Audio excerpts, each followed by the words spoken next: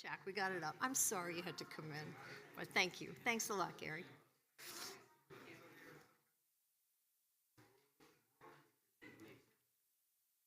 Hi, guys.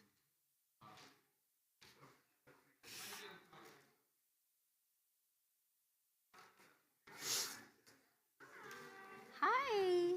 Hi. Yes, please sit right up in front. It's the best place. We love it when you sit up in front.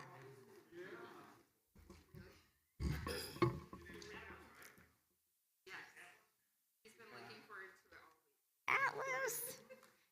Got the grape juice, right? Got the grape juice. Atlas and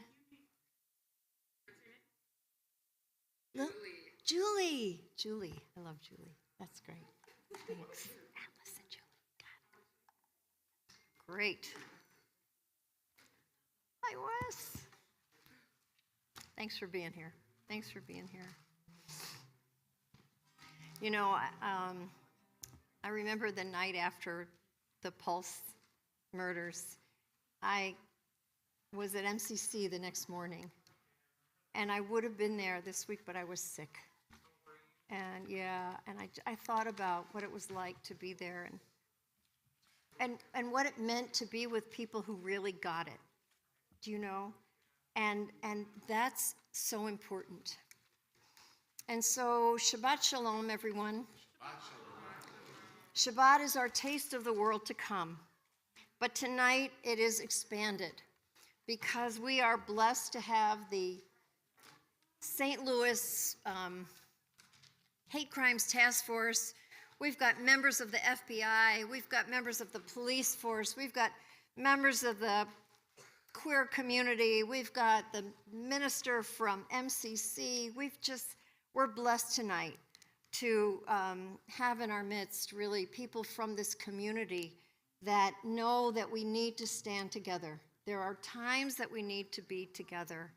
And so this is just one more time in the shadow, in the darkness that has fallen on the soul of our nation one more time with Club Q, one of many, many mass shootings, but this one particularly painful for us because it was against, a community that had found a safe place in a conservative city, a community that had worked hard to have a place where people, not just queer people, but everybody could come in a space that was safe, that was celebrating people of all genders and everything. And an attack on a place like that is truly an attack on us all. So the fact that we kind of, thanks to the vision of our own Philip Deitch, kind of expanded our Friday night service tonight to invite all of those who want to stand in solidarity, especially with our queer community. We can't thank you enough for showing up tonight. And you've even brought out some of our members who, because of COVID, haven't been here for over 3 years. So welcome back. Welcome back. But if not tonight, when, right? If not now, when? And so, Julie and Atlas, they're regulars. They come now every Friday night. So here they are, carrying us through, reminding us that even though it may look dark, we're going to light some lights tonight. We're going to tell some stories, and we're going to give some information and some wisdom that will help heal the broken heart of the world. So I have a little bit of an introduction, and then we're going to light candles and get right into this. But I want to say just a word about the Torah portion, Vayetze. This is the Torah portion where Jacob has tricked his father, betrayed his brother. Jacob, our hero, is not such a good kid, right? He is not such a nice guy. And he's got to get out of town. He's got to leave that place because it's dangerous for him to stay. But because he has the chutzpah to leave, actually his mother kicks him out. Because he leaves, he goes on a transformative journey, a journey that really changes him and helps redeem what he's done. But the first stop is in this portion. It says, Vayifga bamakom. Jacob crashes into the place. You know, he leaves and then it's night and he has to stop. But it doesn't just say he stops and lays down quietly. It says he crashes into the place. What was the place? It was where the stairway to heaven opened for Jacob. What was that place? The commentators say it has to be the place where a generation before, Jacob's grandfather Abraham almost sacrificed Jacob's father, Abraham's son, Isaac. The very place where his father almost died at the hands of his father. And then the sun sets and it becomes very dark. And all Jacob can do is sleep. And so we say that the night belongs to Jacob. Abraham gives us the morning prayer, Isaac the afternoon prayer, but Jacob, the prayer of the night, a whole new genre of prayer. At that very place where there is no prayer, no hope, Jacob redeems and reclaims the ability to pray. This is the prayer that we dare to offer in the darkness of this time. This is the prayer that we dare to offer in the darkness when we can't see any hope or any way out of the mess that we're in. When we have no hope, when all we have left is prayer. In that place, in the darkness of the night, something inside of Jacob opens up in spite of himself, and he dreams. And in his dream, there is a way forward. There's a ladder that takes him to the gates of heaven. A ladder that the Midrash says is rooted in Beersheba, where he has come from, and reaches into that very place of God's grace, the very gate of heaven that saved his father Isaac from the knife of his father Abraham. Jacob has to return to that place, you see, to redeem the experience of his father. Jacob's journey leads him to the place that his father lost his faith, to find it again. And Jacob has to go into the darkness to find it. He lays down in the very place that his father laid down and was bound on the altar. He goes into that awful darkness, but there, in that darkness, kind of like the darkness I know we feel when there are these horrible shootings, especially hate crime shootings against children, against the Black community, against the Jewish community, against the Sikh community, against the Asian community, against the queer community, against the Muslim community. These crimes push us into darkness, but this ladder is the way out. It connects this broken world with a vision of the way the world could be, a ladder that helps us climb out of our despair to something new, the ladder that reminds him that this is not the end. This is a journey, and he has to, and we have to keep going. The ladder that teaches that there is always a way to climb out of the darkness, the ladder with angels going up and then down. Why do the angels go up first and then down? Don't angels usually come from, Julie, don't you think angels usually come from the heavens and then come down? These angels, they're right here among us.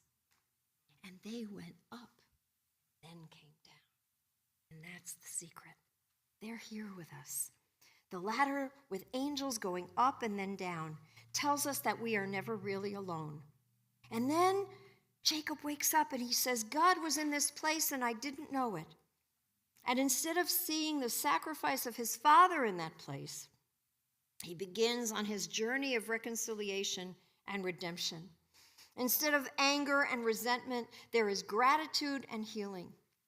And so in the shadow of the murders at Club Q, knowing that hate is on the rise and that the numbers of hate crimes that we know about are only a fraction of the crimes that are truly out there. It is a dark time, I know. But I look around tonight and I see the people who have cared enough from different communities, from from their work. And I know you guys were working early this morning because I was on that call with you. So a lot of the people in this room have been working all day. And here they come again tonight so that we can stand together in solidarity and say no to this darkness, to believe that there really is a ladder. We're approaching the darkest time of the year. I think we feel it. We know that people will light all kinds of lights, Christmas lights, Kwanzaa lights, Hanukkah lights, all kinds of lights. And we will do this. Jacob teaches us that light will come from our ability to dream, from daring to pray and to find the ladders, the strategies, the things that we need to do to get us out of these dark places that we are stuck in, to continue on the path of our holy lives. So I welcome all of you. So grateful to those of you who have come in person, those of you who are streaming, and we are going to begin by singing a hymn on page 6 of your prayer book. Does everybody have a prayer book? Does anybody here need a prayer book that doesn't have So one? on page 6 in the cream-colored pages is a hymn that we sing on Friday nights all over the world. People welcome Shabbat by first welcoming angels. Now, angels can be a little mischievous, you know. And so we welcome them, we ask them to bless us, and then we say, okay, and then you can go on your way and bless the next place. So we're going to welcome those angels into this place. Let them remind us that we are not alone. And you know, the other thing about Jacob is eventually Jacob is going to have a wrestle with an angel, right, with an Ish. And Jacob's going to get the name Yisrael, Israel. Now, Israel is an angel name. Anytime you have an L, L at the end of your name, if there are any Michaels here or, any Gabriels, thank you, right? Yeah. So any Ariel, right? Lots of L names. Those are angel names. So Jacob, the Midrash says, Jacob was not really Jacob. Jacob was really an angel that forgot he was an angel.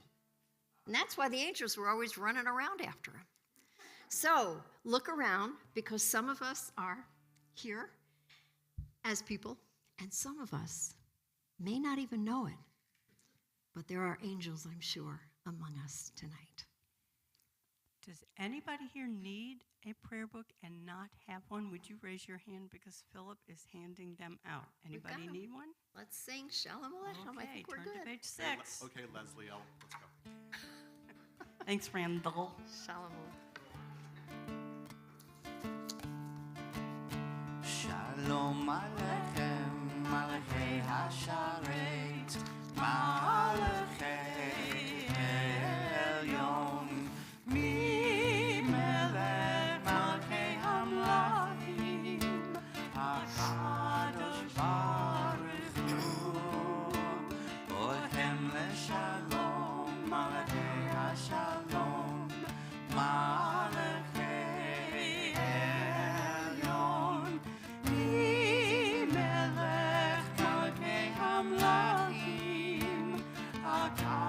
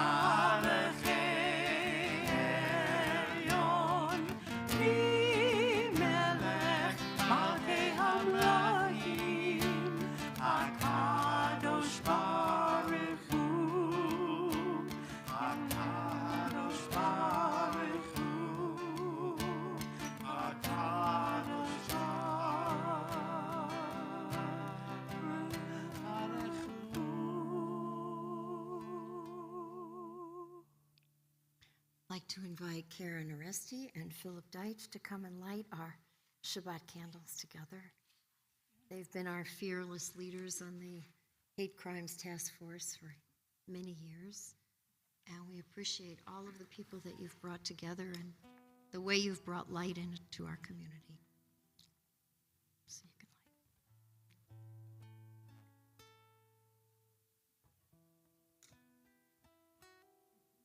light. Matches always work better. Less complicated.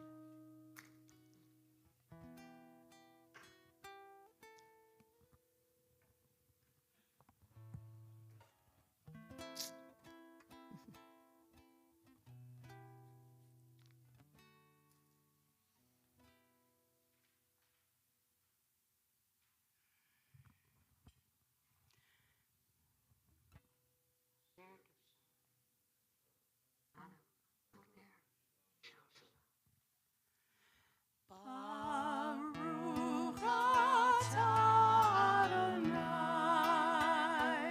Eloheinu melech haolam, asher kishon b'mitzvotav, v'tzivanu le'adlik ner shel Shabbat. V'tzivanu le'adlik ner shel Shabbat.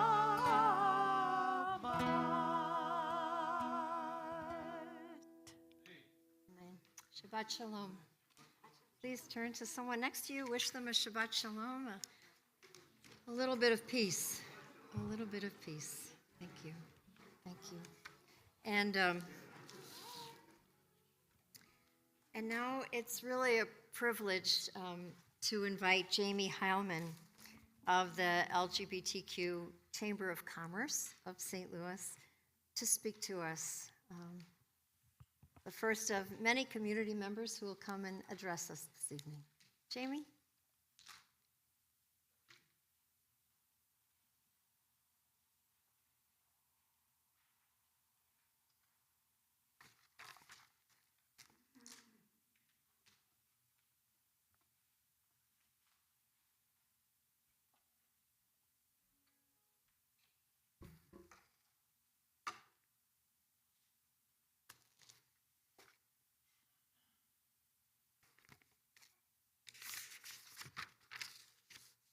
Hello all, and thank you very much for having me here tonight and letting me have the opportunity to speak during this time of significant grief and loss.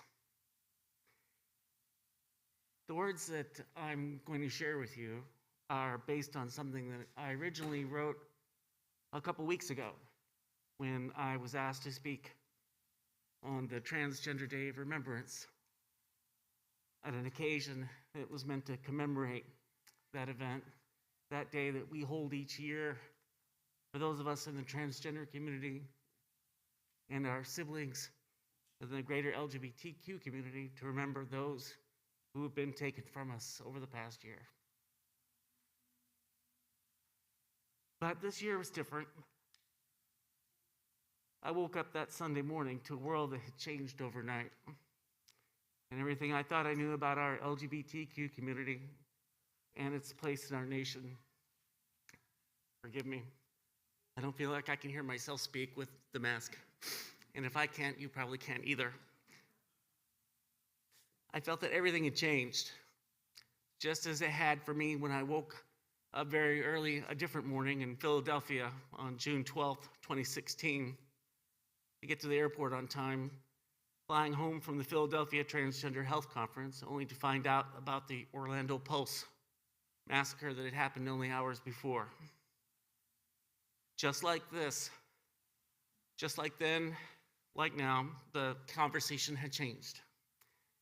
In the 12 days since the attack on Club Q, I feel it's time now to talk about the Trans Day of Remembrance and other observances of LGBTQ loss and memoriam. It's important It's important enough that we continue to come together as a community with our trans sisters, brothers, siblings, our LGBTQ family, all our friends and allies. In moments of tragedy like this, I find it very challenging to speak of this subject. Those who know me will be somewhat startled to hear that there's ever an occasion when I might be short of words. Academic, business, other writing, it comes easily enough. But these last 12 days, it's been difficult. For more than one reason, not only because of my own battles for recognition on behalf of LGBTQ Americans, battles to be treated as a member of our human species, battles of my own as a woman who is lesbian, queer, and trans, but also because I increasingly see us all living in an America torn between an ever-rising acceptance of LGBTQ participation and existence in society, but also one in which just this year, 11 states passed laws banning transgender children and even adults from some aspects of public and civic life. Yet 65% of Americans believe in trans Americans having basic constitutional, civil, and even human rights, 72% for we LGBTQ people overall. How do we square this circle? Well, it requires setting aside some of the bitterness that I assure you lies within my heart, warring for dominance with anger, despair, hope, and right now, grief, all fighting for the top spot on my mental dashboard. Some days I find that balance easier to find than others. And during these last couple weeks, it was a tightrope act. The knowledge of steadfast allies in the progressive communities of the St. Louis region and the many splendored and infinite diversity of our own queer communities in welcoming and affirming faith traditions is a literal gift beyond measure. Especially now, when we are afloat in a tsunami of legalized discrimination driven by legislators who argue that these restrictive laws somehow protect the rights of children, women, and families, rather than curtail them. Others have framed them as a religious prerogative. This, I feel, is suspect. Example, Alabama Governor Kay Ivey, upon signing a gender-affirming healthcare ban in the state, said that we are going to go by how God made us. If the good Lord made you a boy, you're a boy, and if he made you a girl, you're a girl, and it's just that simple. But it is not that simple. And the vast majority of professional, scientific, medical, and psychological authorities affirm this, from the AMA and APA to WPATH. Human gender and sexuality are complex and multifaceted, as are all other components of the human experience. Easily seen if one only looks at actual humans instead of stereotypes, magical thinking, and caricatures. All this ugly rhetoric, discrimination, and politicized violence has an effect. It does not occur in a vacuum. Its effects travel beyond its instigator's intent. All too frequently, we are disrespected and misgendered, in death as in life. And we think the number of deaths of transphobic attacks and assault is at least 3 times greater than what's reported. Specifically, anti-trans hate crimes, we think, is undercounted by 5 to 12%. Thank you.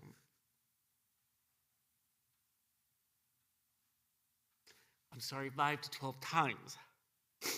I wish I had gotten that right. How does the trans community survive this? How have we, and how do we continue to continue? And still build community, resilience, survival strategies? How do we bring more folks to the table and uplift their voices? TDOR is one of those coping strategies.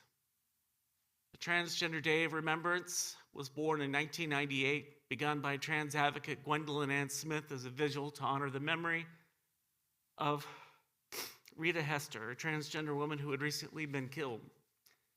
The vigil commemorated Rita and all the trans people lost to violence that year and began an important memorial that has become this annual day of remembrance. This awareness is important in a world where it is still illegal to be transgender in 76 countries. And there are 22 countries that have on their books the death penalty for being trans. This year of 2022, though, is different in so many ways. Despite our wins and advances, our staunch allies, we see legislation going backwards, our gains reversed. Make no mistakes, the Dobbs ruling, which removed constitutional privacy, reproductive choice, and body autonomy from half of us, is also directed as a threat to the very existence of trans people, because without agency, body autonomy, and legal recognition, we vanish into the closet, the grave, or the shadows. But at this time, at this very moment, we are still here. We are still fighting, still seeking equality, still alive in this bitter sea, still living with these seemingly irreconcilable contradictions. We are still here. With that thought, I conclude as I share with you this. Despite these numbers, despite the grief and the sorrow, I stand here before you and I make a conscious choice. I make a choice for hope. Hope for a way forward. It is hard to see that path right now. Harder sometimes than others, but it helps knowing that I'm not, and none of us are not on it alone. My sisters, brothers, and siblings, family, both blood and maid, friends and allies are with me, with us all, and they bring with them their light, and together we will pick our way forward out of the darkness. I thank all of you who are with us. Bless you.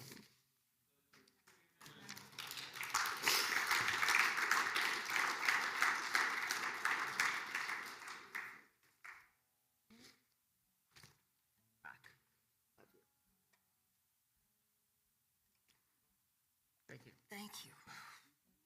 Thank you, thank you, thank you. You know, we have these buttons that you can let us know what your pronouns are. Sometimes that's really just the very beginning, one little thing we can all do. And as I came in tonight, I saw on the wall there's one button that says, "My pronouns are," and underneath it says, in a child's writing, "I don't know yet." That's how open we have to be. You know, Jamie, years ago, when MCC was still down the street, it was just after Matthew Shepard was killed. And we had a vigil at MCC down the street. We were outside with candles. And for some reason, we were just building, it was 20 years ago, right? So we were just 21 years ago, maybe? 23 years ago now. Because I can't believe we're 22 years in this building, right? 22 years in September, Yeah, so we were just building this building, and there was a big fence surrounding the site. And for some reason, we were all drawn to this corner. We just started marching, and when we got to the corner, people looked at the fence, and it was almost as though we were at the wall in Jerusalem. And people started writing notes and sticking them in the fence. And they were all prayers for justice for the queer community. It really was. That's what they were. They were prayers for compassion and love and exactly what Jamie just asked us for, you know. And we didn't know what to do. The next day, there were so many notes, and they kept coming and coming and coming. And it was, the next day was a Sunday, and people were in churches, all in the neighborhood, also wrote notes. And we got like thousands of notes. We didn't know what to do with them. And we were just building the outer wall of where we keep our Torahs, right here.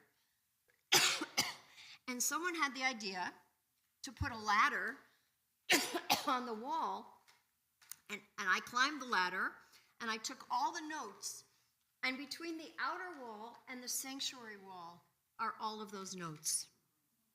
And so if you feel in this space a little bit of the hope that Jamie asked for, I think it's built in by the longing, by the prayers, that we don't let the darkness overtake us, and that we keep that little bit of hope and that light. And if anybody asks you, you tell them that I said they should read the Bible, because it says in the very beginning, the first thing, male and female, God created them. So the first pronouns were them and they. Am I wrong? So if you're able, we invite you to rise as we call each other to prayer with the ancient words of the Baruch Hu. And our custom is to bow a little bit and face the ark. So it's a call to each other. It's a call to the divine presence. It's a call to love. And the call starts with the words, am I awake? Am I prepared? Are you listening to my prayer? Can you hear my voice? Can you understand? Am I awake? Am I prepared?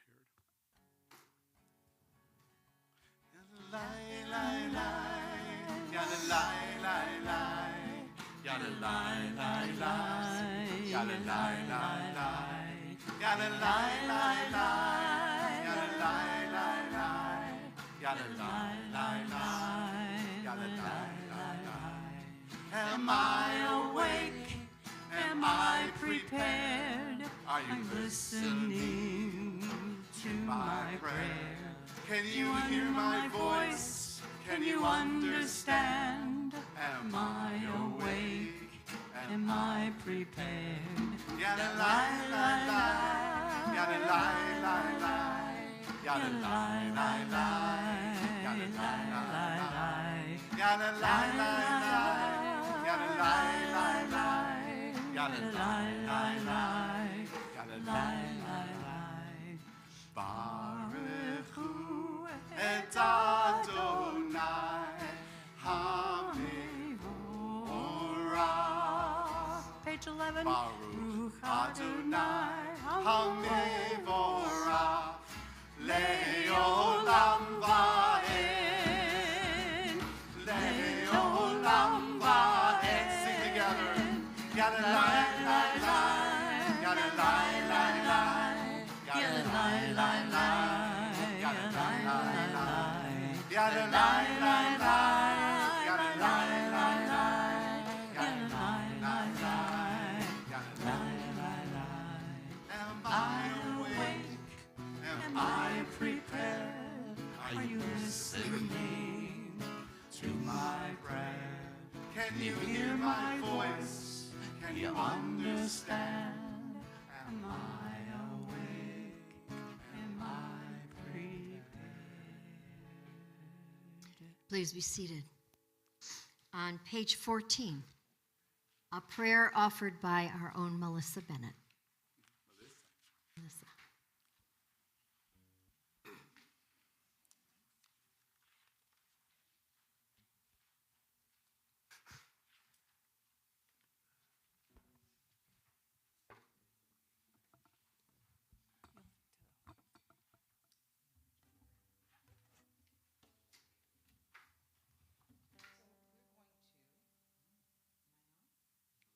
Can you hear?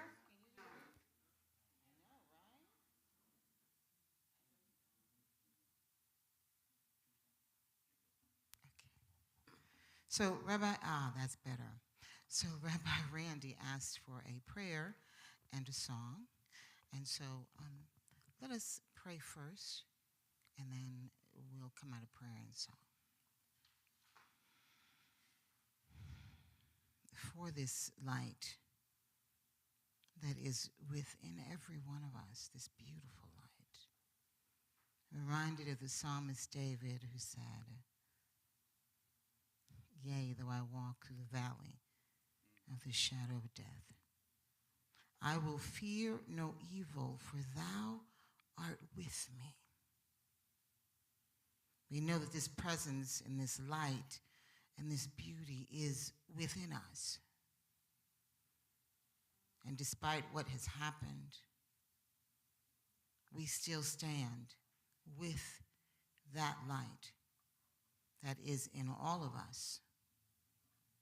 No matter what our affiliation or orientation or our race, we affirm in these moments of darkness that the light is still within us. We take heart and we have courage because this light cannot be taken away. As the old folks used to say, you can't take my joy. We know that this joy and this light and this presence and this love is within us, no matter what we may think stands against us. So as we move more and more into this light, even in our grief, even in our pain, even if our tears, we know there is light. So yes, we walk through this shadow, but we also know that this light is within us. Amen.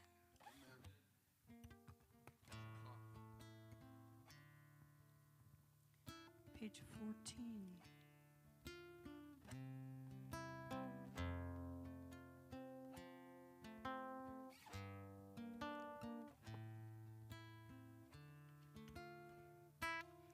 We are loved, loved, loved by unending love and unending love. We are loved, loved, loved by unending love and unending love. We release arms that find us, even when we are hidden from ourselves.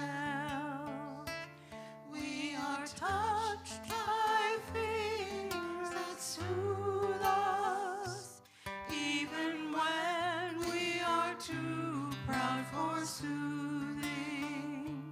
We are counseled by voices that guide us, even when we are too embittered to hear. We are loved, loved, loved by unending love and unending love. We are loved.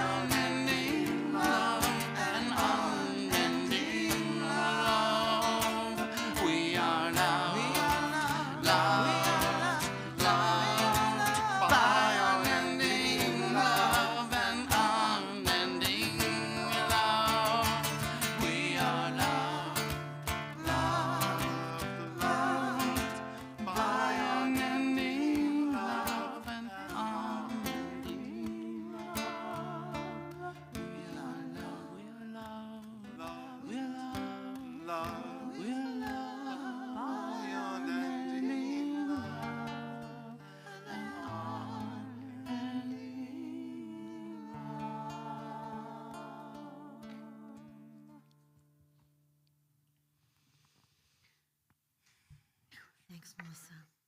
On page 15 is one of our essential prayers. The words come from the book of Deuteronomy. And often we think of them as a prayer, but they're really not so much a prayer from people to God, but a prayer from God to people. It says, Shema Yisrael, listen, you God wrestlers, you people who think you know what God is or what God isn't. Adonai Eloheinu Adonai Echad.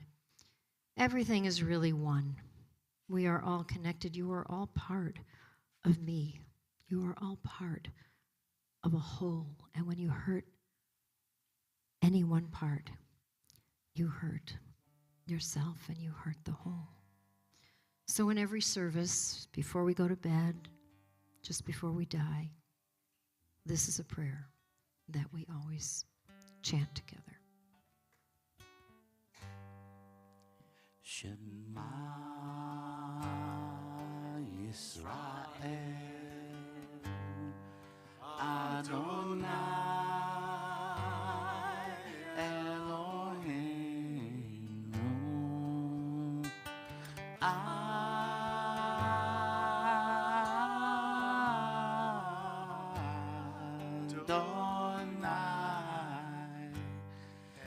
Echad Shema Yisrael Adonai Eloheinu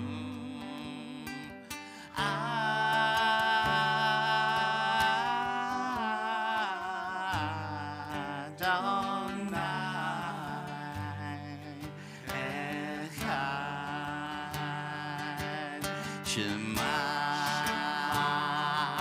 Yisrael Adonai Eloheinu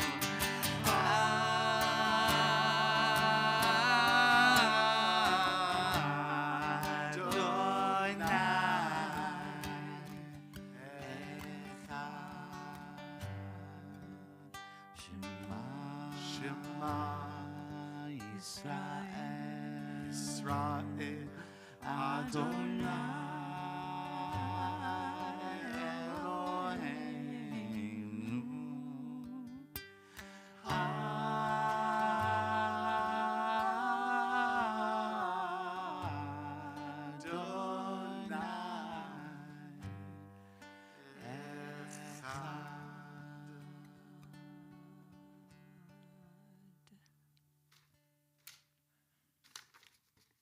So I'm Philip Deitch. My first contact was with CRC was when I moved here New Year's Eve, 1993. Within a couple of months, our state was facing an anti-LGBTQ amendment fight, and I found myself as our campaign administrator. I also found CRC to be the strongest ally we had when that campaign started, and this became my second home and my congregation, and has continued that way in my heart. This evening is proof of why I love being here. Since 1997, I've served as the community co-chair of the United States Attorney's Hate Crimes Task Force for Eastern Missouri and Southern Illinois. It is the only place in town when on a regular basis, community activists, social service agencies, and area law enforcement and the FBI get to come together, focus on preventing and responding to hate crimes. This relationship has assured that LGBTQ issues have been addressed locally, even in the many years before we were formally added to the federal hate crimes law in October 2009. It demonstrates the importance of our community being out and being at the table.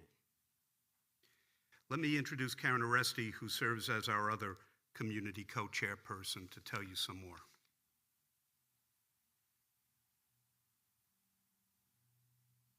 Good evening, Shabbat Shalom.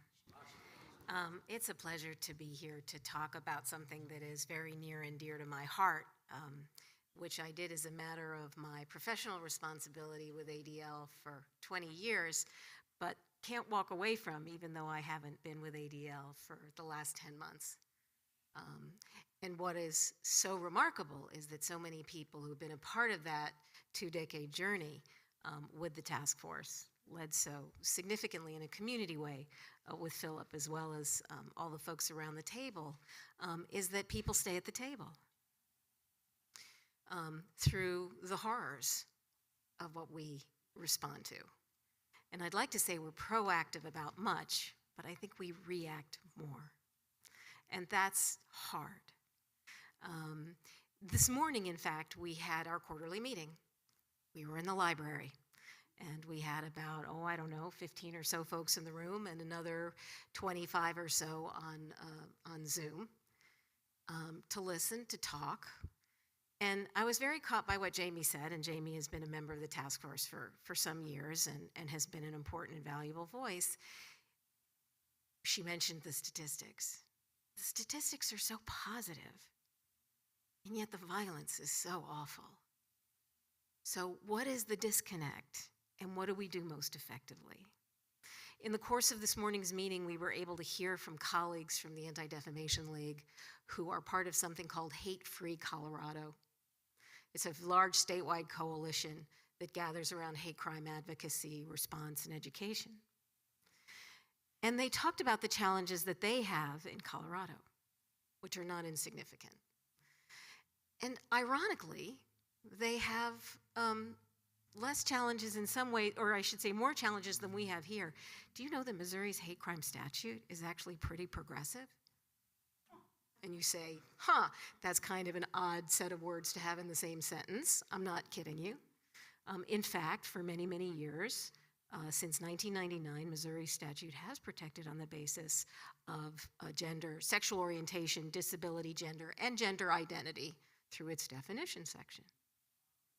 Would we like to see that gender identity piece become formally and specifically protected directly in the legislation itself? Yes. Do we risk having the legislation attacked if we try and open it again to do that? Yes. We have remarkable initiatives in town around education. We have fantastic allies. We have superb people, for instance, like Jamie in the trans education community. And we have strong advocacy groups. Are we able to move the needle on education? We're facing a potential gubernatorial candidate who is trying to ban books, right? I don't have to share with you some of the challenges in that regard. And so we look at this disconnect and we say there is so much love in this room tonight, and there is so much opportunity with the strength of the people, for instance, around the task force table, our law enforcement colleagues, as well as our education folks, our general advocates. There's so much promise. What are we missing? So, and I don't have an answer for you tonight. I'd like to tell you that I do. But I think in light of Club Q, in light of the high level of violence that we're experiencing now, in light of increasing hate speech against so many targeted communities, please know that there are a lot of folks in this region working to try and make it better. Think about how you might want to get involved. And I will say that, and Philip is easy to reach in this regard, that the table is a broad one. So if you want to join, the answer is come. Bring your lens, bring your thinking, bring your hearts, and be a part of something that actually over time has been effective from an education perspective, from a policy perspective, from an advocacy perspective, and will continue to do so for hopefully another 20, 40 years, right? Pretty easily. Bless you. Will we have that challenge? We will. But are we going to do it alone? No, we're going to do it with a really broad, impressive, committed group of folks. And if we can take some optimism out of that, then it will be a very wonderful Shabbat to think about indeed. Thank you. Yeah. I didn't forget halfway. Okay, so I would like to acknowledge some of the people who have been here tonight, the folks in the task force, our law enforcement colleagues, and Jamie, and also our friends from the FBI, who I think you will call up. But I also want to acknowledge Rhoda Kahn-Nussbaum, who is here tonight, a very dear friend, and leader for the Anti-Defamation League in the Heartland region, which is Missouri, Eastern Kansas, and Southern Illinois. And a leader in education for ADL who will, I can say, even though I'm not at that table anymore formally, will continue to be a leader in the space and as an advocate for anyone who is a target. Because as you know, if one of us is a target, we are all at risk. Thank you, Rhoda.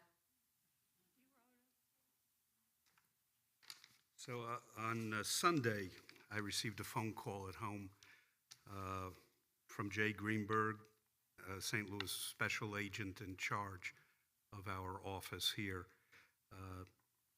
to reach out, and ask me to reach out to our community, that the FBI is on the case, that they're monitoring everything, checking things. He also got me to be a part of a national call on Monday night with the Justice Department. We are being included, and we're using several ways to reach out and share that information. We'll talk about that in just a moment. But let me introduce our new St. Louis FBI Supervisory Special Agent for Public Corruption and Civil Rights, which includes hate crimes, Joe Weston, and Rebecca Wu, who is the Public Affairs Office for our regional office. If you can come up for a moment and just speak. We can't talk a lot of details of the case, obviously, but I just want you to hear the dedication that they have to our community and all minority communities on these issues of civil rights and hate crimes. Well, it's good to be with you all this evening. I'm sorry, a little taller here, but so this morning we were, as Philip said, we were having our hate crimes task force meeting in the library over there, and I'm newer to the St. Louis area. Been here since August, so just a few months, and to the St. Louis field office here.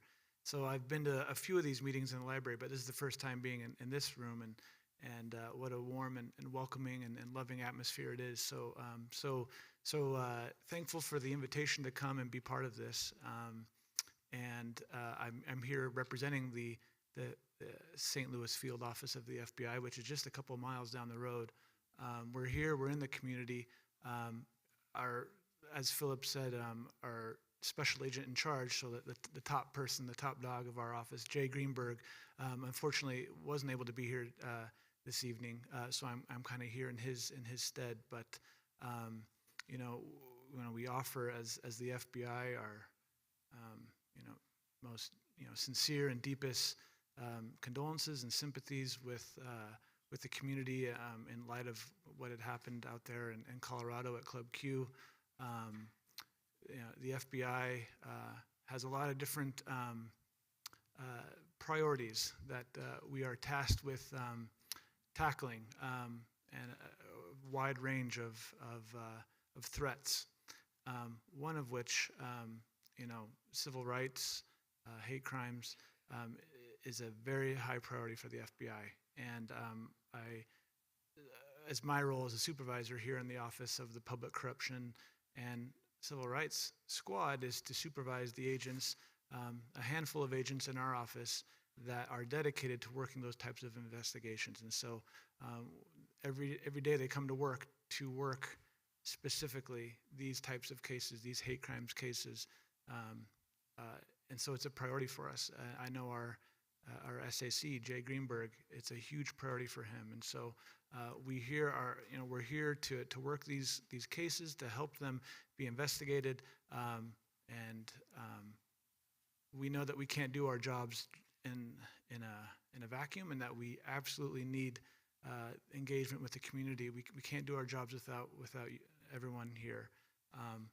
And so we would love to have that engagement, but also to receive any kind of information from the community regarding any kind of hate crime or threats or whatever. We need to hear about it before we can do something about it. And so I stand here to commit to you that squad here in St. Louis, people who live in this community, we are here with our families. We are stakeholders too in this, and that we'll take those complaints, however they come in, and we'll do what we can to see if there's a case and to investigate. And that's our job, right? We're We're the FBI. We investigate cases, and so I guess that just wanted to share that with you. So please engage with us. Don't be afraid of the FBI. Help us to reach out to the community because we honestly really do need to have that partnership. It doesn't work if we don't have that partnership, and we're not perfect, but together we're a lot stronger than we are by ourselves. So thank you.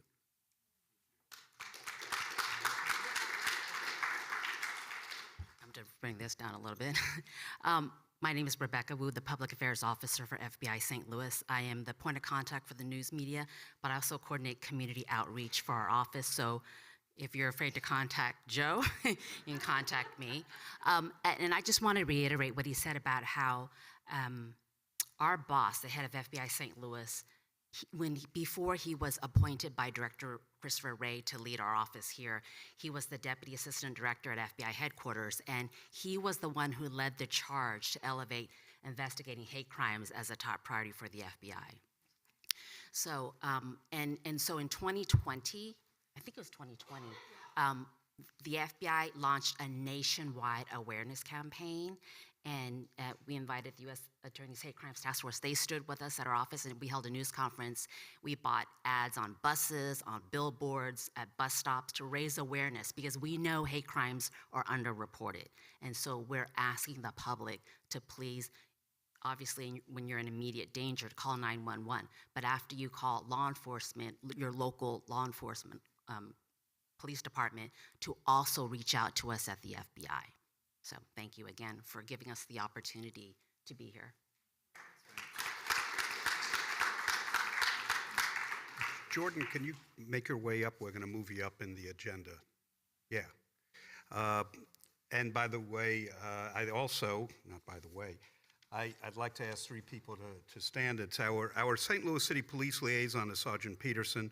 He's on vacation this week, and to replace him, we have two officers who stepped in. That should make Peterson feel good. We have Lieutenant Michael Lamuxo and Officer Isaac Porch of the St. Louis City Metropolitan Police Department, who the chief specifically asked. He wanted to be sure the department was represented at the service today. And then we have, from St. Louis County, we have Sergeant Brian Schmidt, who is the commander, as of last week, of the Diversity and Inclusion Unit for the St. Louis County Police Department. So please find them when we're outside after the service and use them as a connection, a safe connection that your groups and that you can connect to. Do you want to tell them what we have outside? This is Jordan Braxton is representing St. Louis's Black Pride organization. Good evening. How is everyone? But before I do what Philip asked me to do, I just wanted to take a few words to talk about the intersectionality of being Black and trans. That is a deadly combination. Because not only do I have to watch out for being Black, I have to watch out for being trans.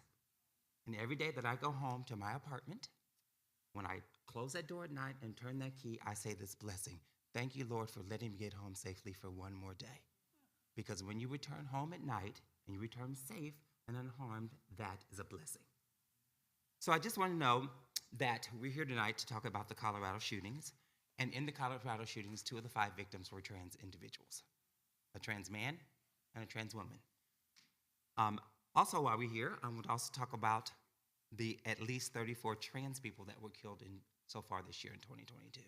After having a record year of trans people in America, we had 57 killed last year.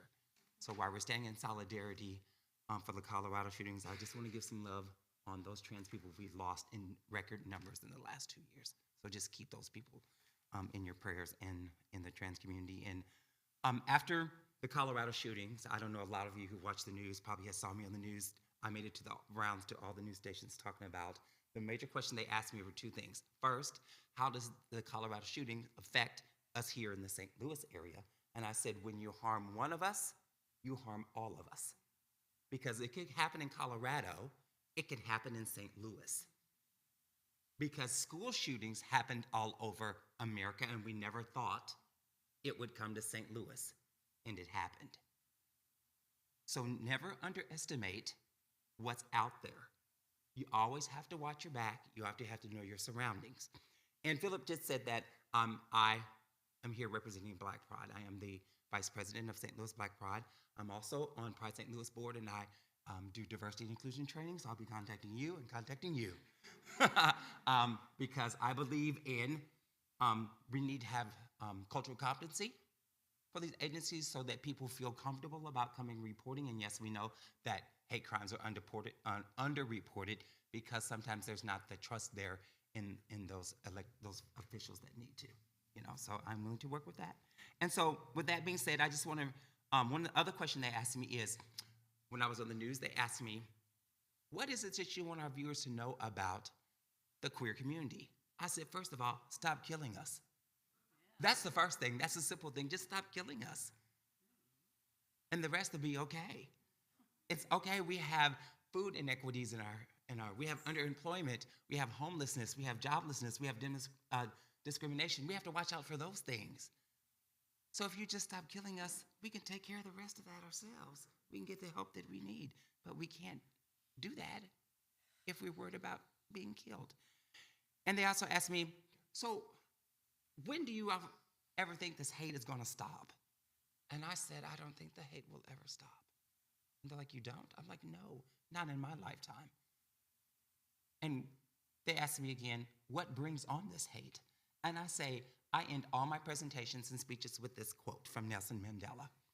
Education is our greatest weapon in this fight against intolerance. Because people hate things they don't understand. It doesn't care what religious you are. It doesn't care what gender you are, what gender expression, what sexual orientation, what is the color of your skin. If people don't know or understand you, they will hate you. So we have resources outside on the table. We have the LGBTQIA Chambers of Commerce. We have materials from the Missouri History Project, their Gateway to Pride. We also have some general information about the Missouri History Project. We have information from CREA, which is our Civil Rights Enforcement Agency. We also have information from the FBI, which is in multi-language form. We also have Moms Demand Action for Gun Sense in America. And we also have literature for MADPMO, MAPPO.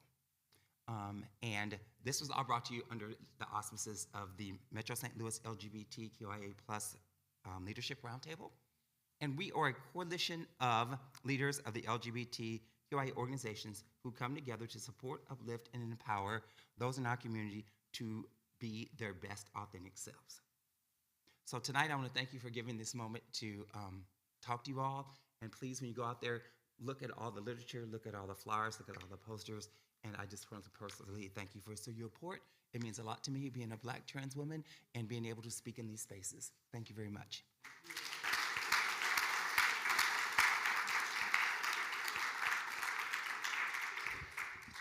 Thank you, Jordan.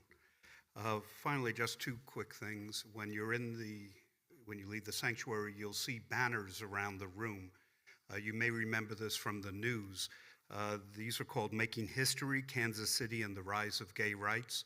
These are banners that were created by a group in Kansas City, a historian, were put in the rotunda of our state capitol, and because of a complaint that was made that subject matter was inappropriate, they were removed within hours.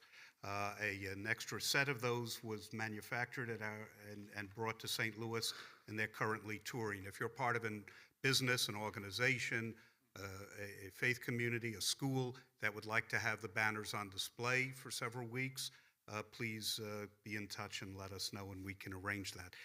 The last thing I want you to know is that the Chamber of Commerce, working with the leadership and with PROMO, our state's civil rights group, we've begun reaching out to all of our area bars and restaurants to start to provide training programs, additional training programs in security and emergency first aid, and we're doing that in cooperation with the FBI, area law enforcement, the Jewish agency here in St. Louis Federation has a security program, and they're providing support for that. So we are making positive steps in addition to lifting up our prayers and hopes. And we appreciate the various, I see different civil rights groups that are in the room with us. I want to thank you all for being here. And Cody Holt is the neighborhood development manager with Park Central, who's the point person for the Groves Business District. And I want to acknowledge that support that they're giving us to get this work, important work done. Thank you all. Thank you, Susan. Thank you, Rabbi Randy, for opening the doors, as you always do, to the larger community. We need this place to be safe, and we need St. Louis to be safe. Thank you.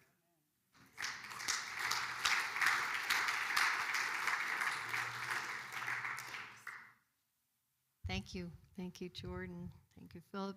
I think one of the great lines tonight are, "Don't be afraid of the FBI. We're your friends." I love that. And it's true. It's true. We had a threat here, some months ago.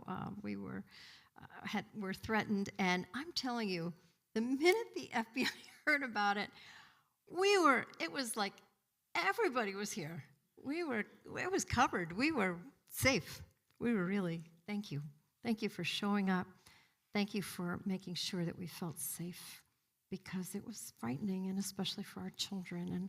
And the fact that James, we have James, our police officer, we have our own police officer. He's kind of adopted us. He just comes and he's here, and he is part of the family. He's become part of the family, and that's what you have to do. We have to remember there's one degree of separation. There really is between us, but there and recognize that we all have to go home to our families, right? We're all, there's nobody that's other. And Jordan, we have members who are trans, women, and Jewish. Oy, that's really so. We'll commiserate. Right? It's not a choice. You are who you are, right? You don't have a choice not to be who you are. And I think that's what we have to understand. We have to embrace people and celebrate them for knowing who they are.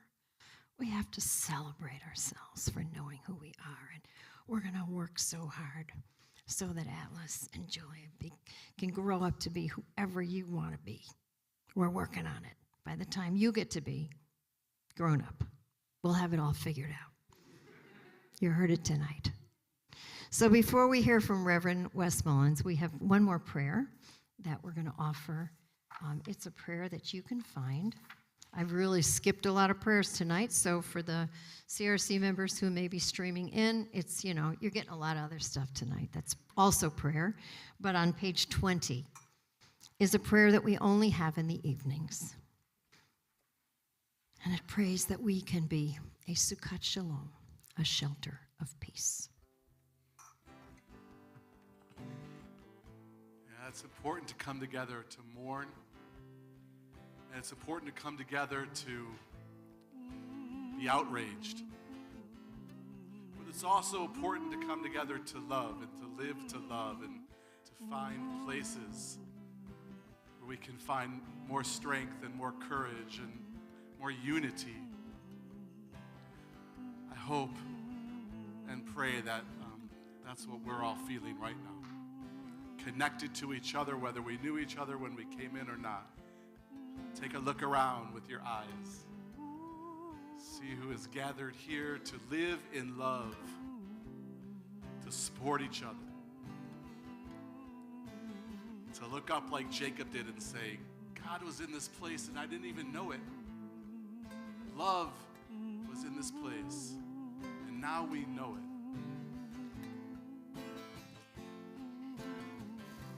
Take this soul, living in my skin and bones. Take this soul and let it sing. Yahweh, Yahweh, Yahweh. Always pain before a child is born. Yahweh, Yahweh, Yahweh. Always dark before the dawn. Hashkiveinu Adonai, Eloheinu leShalom, v'hamidenu shomreinu lechaim. Hashkiveinu Adonai, Eloheinu leShalom, v'hamidenu shomreinu lechaim. Allow us to lie and rise in peace, every single one of us, wherever we are, whoever we are. Allow us to lie and rise in peace. Sing shalom, shalom. Allow us to lie and rise in peace. Shalom. Hashkiveinu Adonai, Eloheinu leShalom, v'hamidenu shomreinu lechaim. Hashkiveinu Adonai, Eloheinu leShalom, v'hamidenu shomreinu lechaim. This next part was written by a spiritual teacher, musician, who knew that everything wasn't perfect. But he also knew that we had to believe and have faith that everything has to be all right. So this is channeling Bob Marley.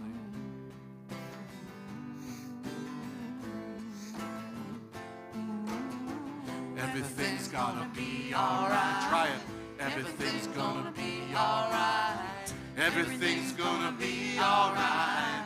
Everything's gonna be alright. Everything's gonna be alright. Everything's gonna be alright. Everything's gonna be alright. Everything's gonna be alright. Ufros aleinu sukat. Sukat shlomecha, ufros aleinu sukat shlomecha. And cover over us tonight with a sukat shalom, a shelter of peace over us, over Colorado Springs, over every place, every club, every bar, every school, every workplace, every community center, every street, every neighborhood. We pray for peace, but we also work for peace and justice, compassion and understanding. Shalom means all of it, everything that is good and hopeful and positive. So for all who dwell on this earth, for all of you and your loved ones, you should all be covered by a Sukkot Shalom. A shelter of peace. May it be true soon.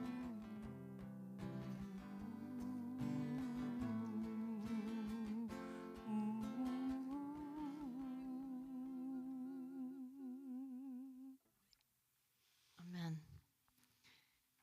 When we started this congregation in 1984, it was at the height of the AIDS epidemic, and there was no place for people living with HIV, AIDS, people losing loved ones in the Jewish community to really openly come and mourn and grieve and say Kaddish and be in a safe place.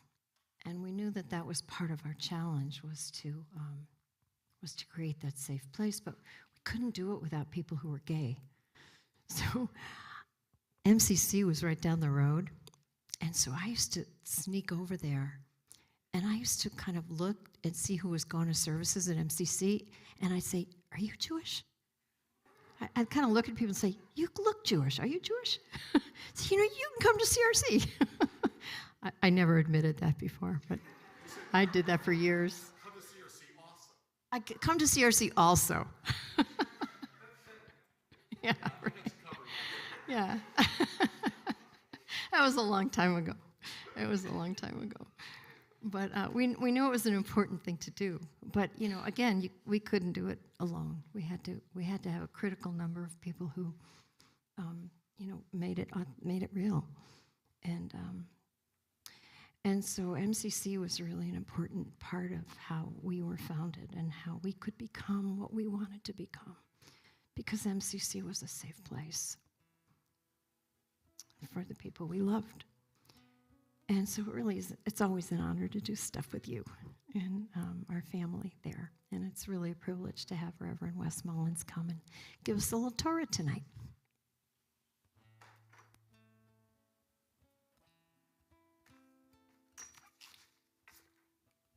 Shabbat Shalom. First of all, thank you. And I guess thank you for stealing our people away, too. I need to laugh right now. I don't know about you. I just need to laugh. I noticed when I was sitting there, I was breathing about this far through this service tonight and just needed to take a deep breath. I don't know if any of the rest of you just need to breathe all the way in, but it's a lot tonight. Before I get to the MCC part, I do want to acknowledge that I'm wearing two hats tonight, and that is that I'm also the rising chair of cultural leadership. And so I'm very honored to be able to be taking on that role January 1st. And cultural leadership works to educate our youth and young adults in our community around African American and Jewish history and experience. And I feel like when we look at hate crimes and these shootings, this is one of the places where we find so much connection between all of our communities. We look at the Buffalo grocery store, Tree of Life Synagogue, Club Q, Pulse, all these. We find that we are all of us that are in these minority communities are all victims of these acts of violence. And so I just want to hold space for that tonight. And to just pray that the work that we're doing to raise up our young folks, these that are here, are the teens in cultural leadership, could bring about a better world.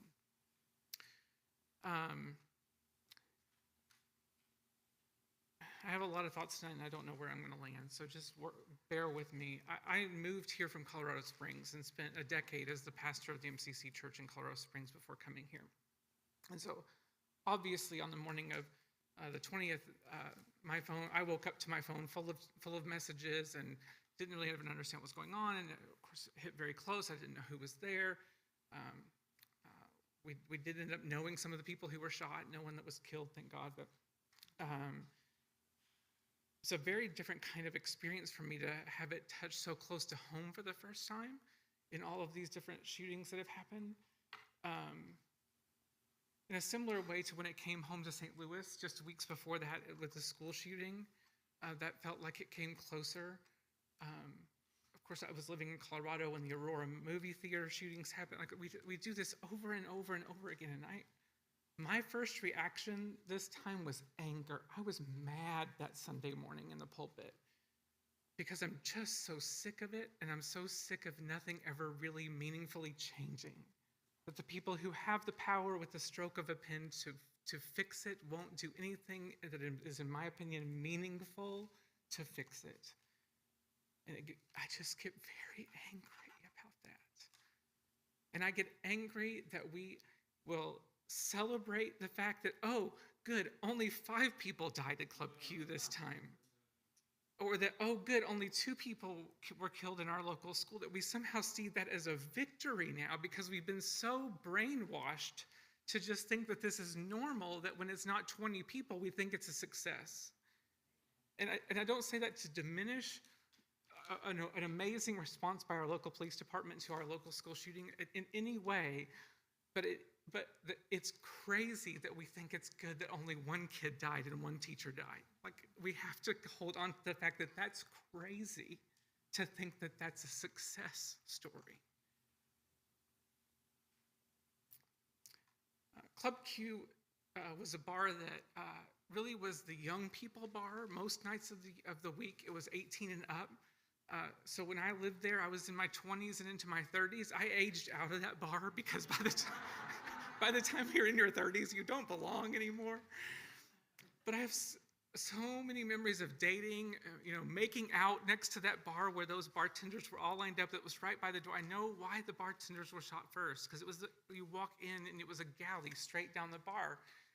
And so I can imagine being right in that space and understanding what the people that were there faced. But I can also remember the truly queerness of Club Q, because what you also get with the youngest part of the community is the most radical, out there, fun parts of the queer community, and that is everything that Club Q was. In my first month of being the pastor in Colorado Springs, it was Pride in Colorado Springs, and the Club Q was hosting a big event, and they wanted the leader of the local, our version of Pride St. Louis, the Pride community action group, and the pastor to lube wrestle in an 8-by-6-foot pool of lube. And I said, sure, why not? No, I did not bring pictures. I did lose a church member that night who thought that was a disgrace. But I also gained some other folks who said, that's the kind of church I want to go to. But it is a beautiful place where a lot of us came to understand who we were and grew up to some extent.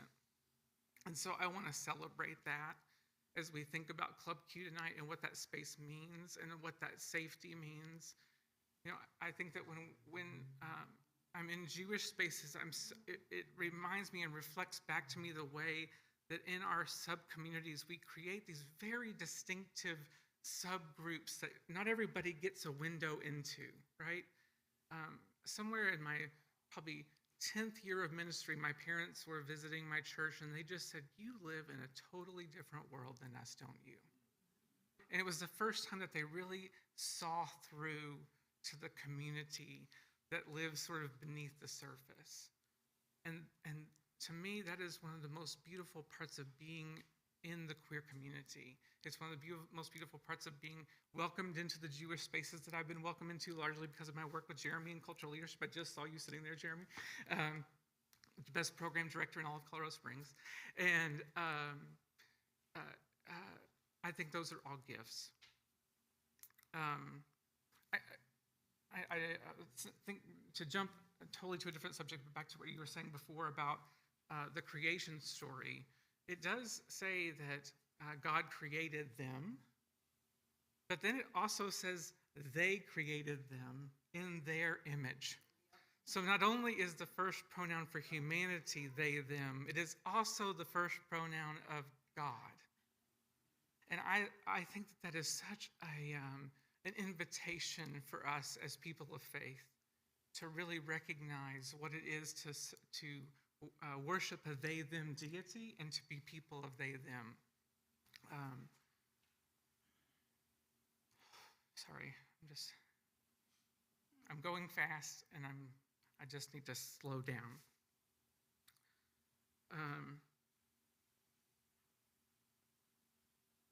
MCC is going to celebrate its 50th anniversary year starting in January, 50 years here in St. Louis.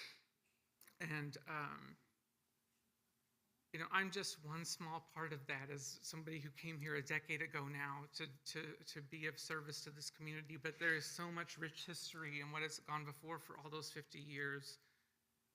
But to me, when it comes right down to it, we are in this oppressively Christian time of year. I'm sorry on behalf of all of Christianity that you can't go anywhere right now and not be assaulted by it.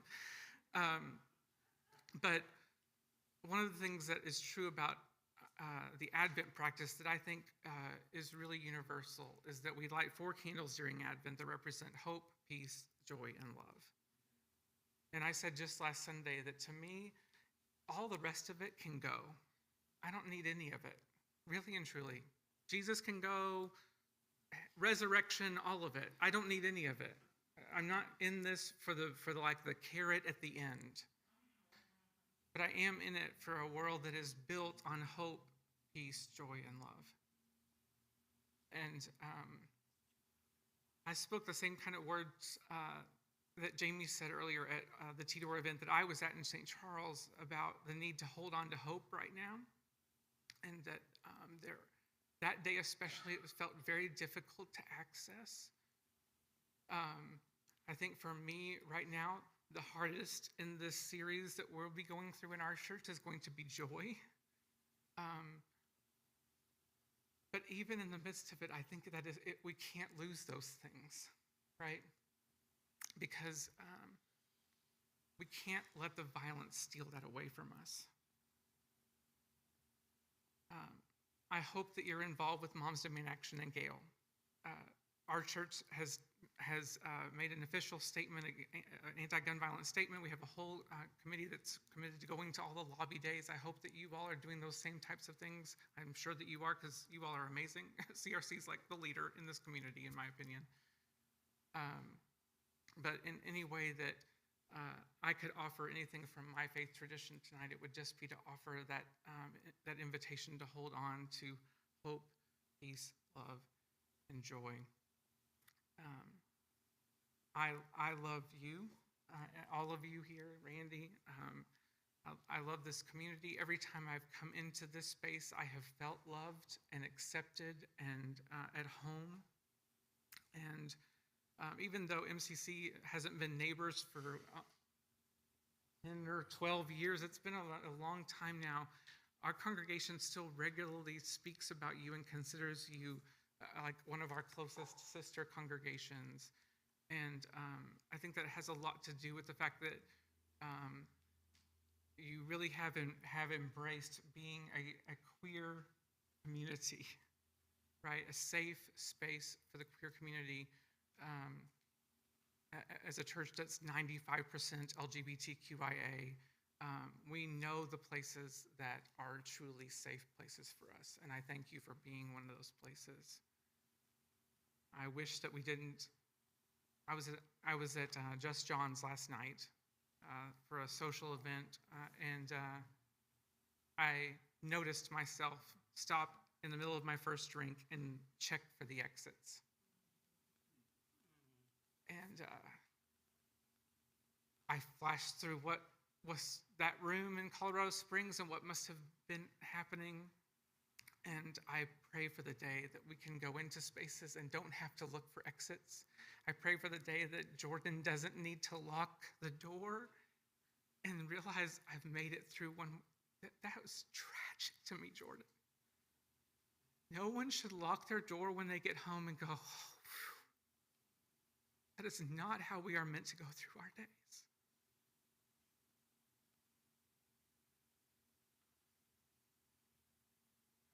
May God allow us all to work together to bring about hope, peace, joy, and love. Amen.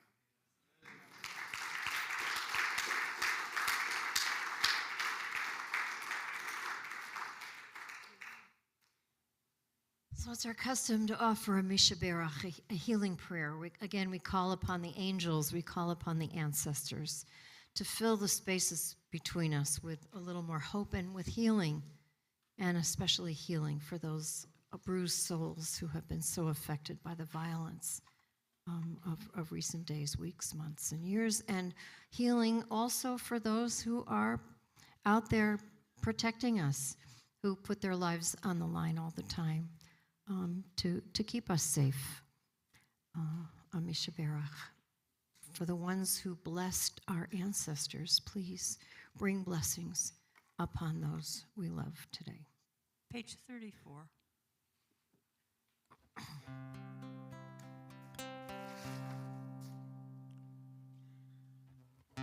Mishaberach Avoteinu Makor Avrachaleim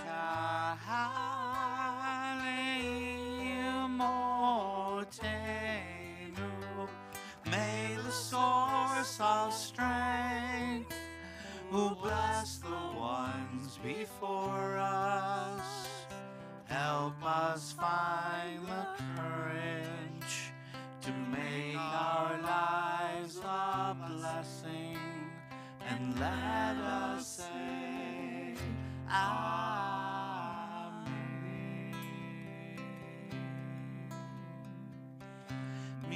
Sheberach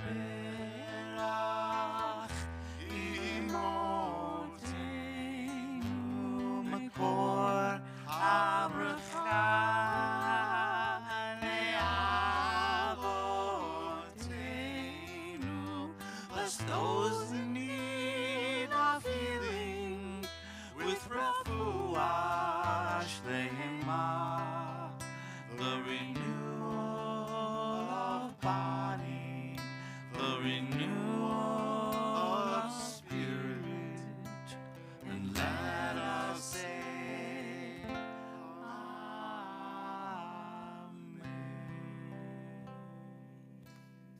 We do pray for people who ask us for their prayers for Meredith Berkowitz and Eileen Ehrlich, Chip Galloway and Barbara Finch, Maxine Stone, Jordan Cronemer, Carol Portman, Maggie Bradford, Barbara Goldstein, Deb Rudensky, Lisa Howard, Ron Fagerstrom, Nachshon, David Carmi, Carrie James, Deshelle Palazzolo, Ruth Groff, Joan Butcher, Brian Smith, Cher DeLune, Sandy Schwartz, and Ben Neiman, Marvin Crane, Katie Schwent, Rebecca Scott, Widowiak, Suzanne Mondello, Maurice Guller, Mimi Graff, Norman Antonopoulos, Jack Finney, Madison, Michael Sorakis, Paul Michel, Brian Nog, Kayla Adams, Janice Garbayo, Celeste Dresens, and I know that many people. Gloria Sirkin.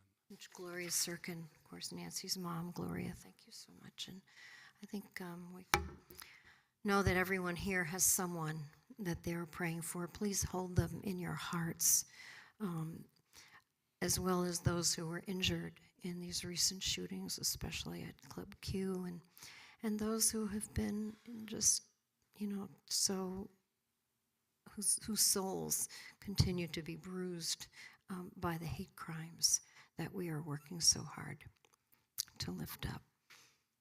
Baruch atah Adonai, we say, Rofecha Holi, we reach out to God to help us heal the sick. Please say with me, amen.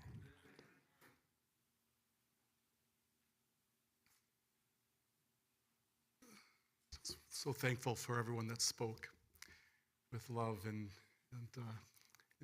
heaviness, but also with great faith and hope. And thank all of you for being here. It was hard for me not to think through this service, talking about the pronoun buttons and shelters of peace like MCC and CRC and cultural leadership, that this coming October, my oldest child, who uses they and them pronouns, is getting married to their partner and who works for cultural leadership right here in this synagogue. So our prayers are for all of us and all of our young people and children, so that they can grow up in a world and be free, to be, as Rabbi Susan said, to be themselves. But we always make sure that this is a service of holding space. We always make sure we hold space at the end of services for those who we're remembering, those who have passed away, and those whose shoulders we stand upon. And I have the names of all the victims from Colorado that we'll say when we all stand together. But we want to make sure that if there's anyone here that would like to remember a loved one, we say, whether it's the anniversary of their death, or maybe we have this year period of mourning where we say our loved ones' names each and every time we're at the synagogue. So if you'd like to stand and say the name of someone you're remembering, we want to hear those names, and we want to comfort you as mourners, and then we want to stand together and comfort each other, because we are all mourners. It's too many. So we'll start over here with Melissa and Shay. For your mother, may her memory be a blessing. We're so glad you're here, part of our family. And Lisa, for your brother, continue to say Kaddish for your brother. May his memory be a blessing. Phil.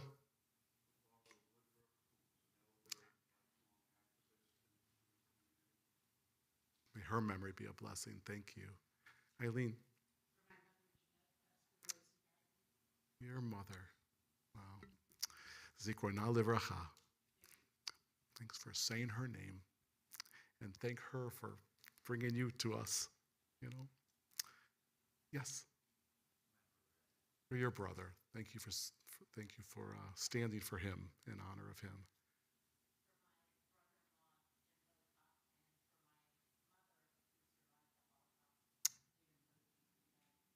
Yeah. We remember them, and we have to learn those lessons over and over and over again. Yes. Sorry for your loss. Thank you. And Gail.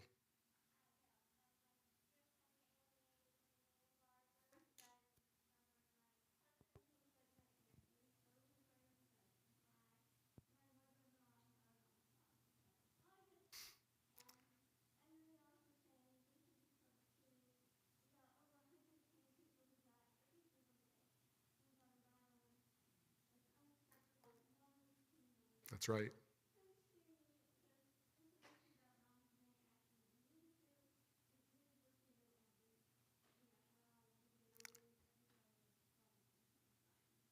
And Gail, through this year of loss, really significant losses for you and your family. I know you continue to fight the good fight, because you have a heart that can encompass everybody. So, and Autumn has names from the stream. We have Mel Mueller and Emily Cohn. We remember them. Thank you, Autumn. And Leslie. Josh Porter, Sid Wolf, and my friend Renee Deal. Missing anybody? So let's stand together, please. I've been asked to lift up the name of Kevin Johnson. Let's first, some other names that we're remembering, and then we'll remember those who died in Club Q.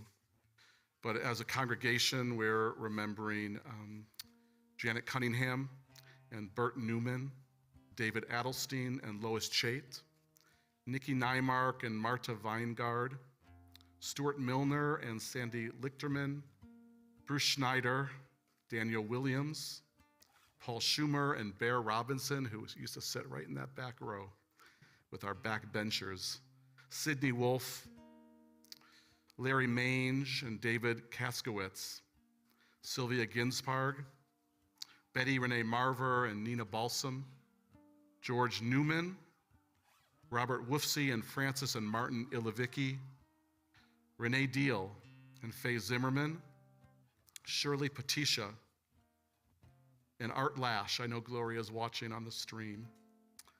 Susan Carlson.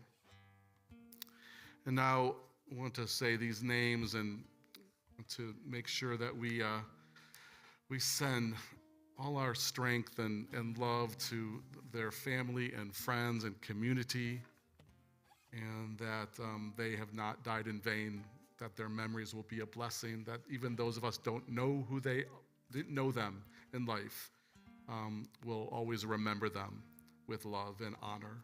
They were Kelly Loving and Daniel Davis and Aston Derek Rump and Raymond Green Vance and Ashley Paw. We say Zikronam Livracha. May all of their memories be a blessing forever and ever. And so this is our prayer in the Jewish tradition, to stop everything and remember and honor our loved ones and comfort our mourners. It can be found on pages 41 and 42. If you don't know the words, just please know that it's a prayer that that comforts and that allows us to not ever forget, say those names and remember those people. 2/3 of the prayer is written in Aramaic, an ancient language which Jesus spoke as the day-to-day Jewish language of the time.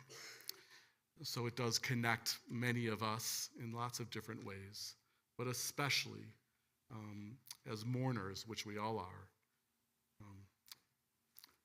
to pour out our love for our loved ones as we say together, Yitkadal v'yitkadash shemei Rabba, ve'alma divra kirute v'yamlich malchute, v'chaye echon v'yom echon, uv'chaye dechol Beit Yisrael, v'agala uv'izman kari v'imru amen.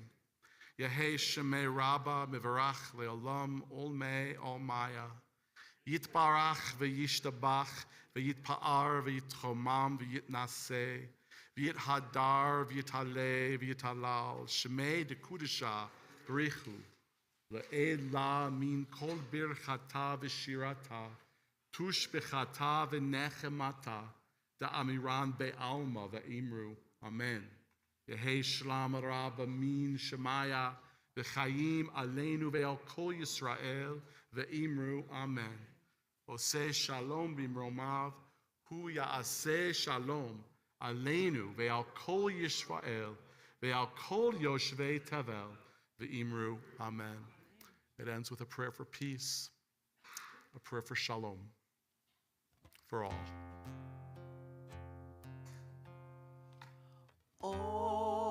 Oseh shalom bimromav, hu ya'aseh shalom aleinu ve'al kol Yisrael ve'imru amen. Ve'imru amen. Ve'imru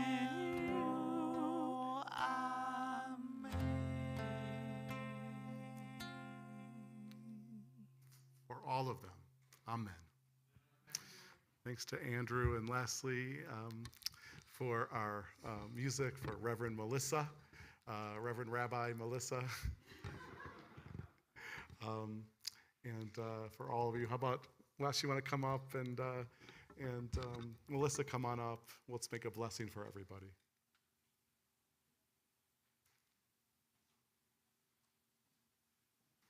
Put your arms around each other. Yeah, that's what we do.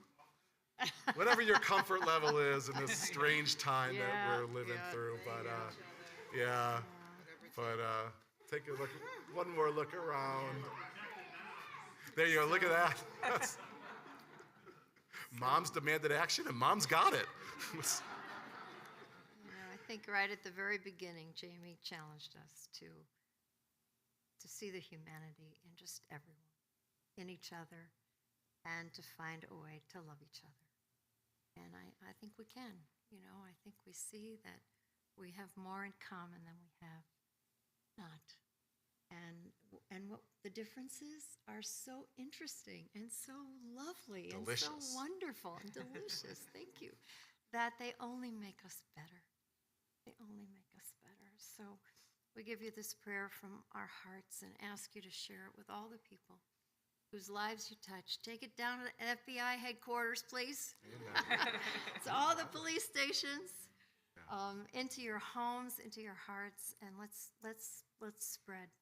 What did you say? It's joy, no, hope. That was the end. Oh, what starts? You wanted with? an order.